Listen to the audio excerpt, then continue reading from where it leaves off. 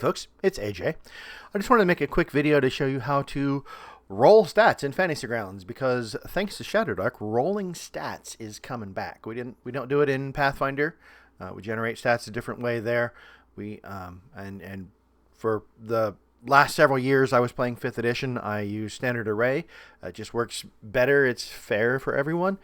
But with Shadowdark, the characters are different. They're not super-powered superheroes. So you want your characters to have some vulnerabilities. Anyway, this is just the way Kelsey designed it, and it's a fantastic way of doing it. It's a very old-school feel. It adds some element of excitement to the game. So, if you're playing in Fantasy Grounds, how do you roll your stats? Well, look here in my chat window, right here, right? I'm going to type a command. I'm going to type /DIE for die or dice, space 4d6 d1. 4d6 drop 1. Now, if I hit enter, Fantasy Grounds will roll my stats, right? And you'll notice that the lowest die here, the 1, is grayed out. It didn't add that one in. 4 and 2 and 2 is 8. But I don't want to type that every time, so what am I going to do? I'm going to type /DIE space 4d6 d1, and then I'm going to grab the text, drag and drop it into a hotkey.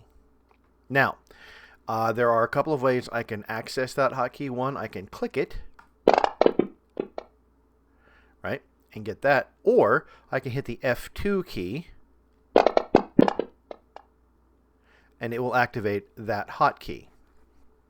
Just a quick aside, you have a lot of banks of hotkeys in Fantasy Grounds.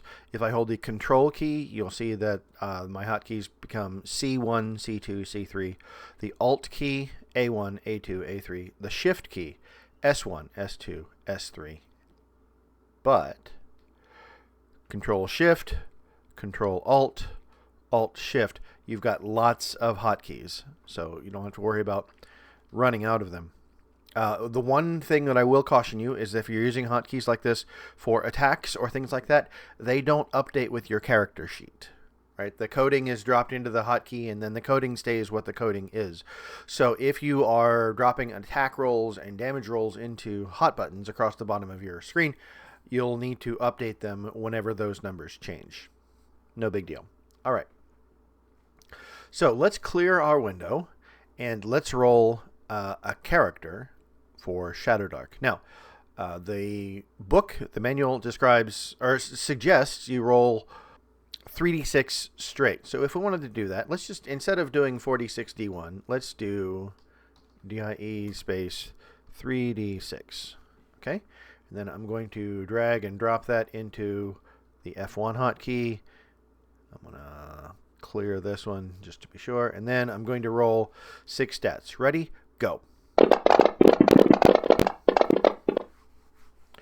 And Fantasy Grounds calculates them up. It's a very middling character.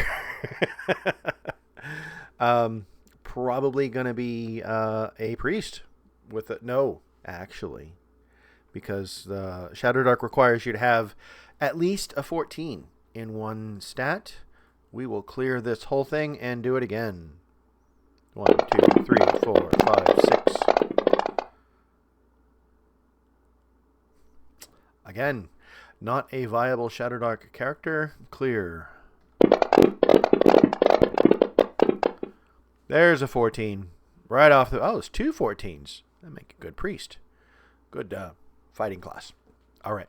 Anyway, there's these drop downs on the right-hand side of your screen. We're going to come to Player, Characters, click the plus sign to add an item. Then we can close the character selection window. And I'm going to call this guy Shade because he's cool. Let's see. This is really not part of the video, so we're just going to go with something random here.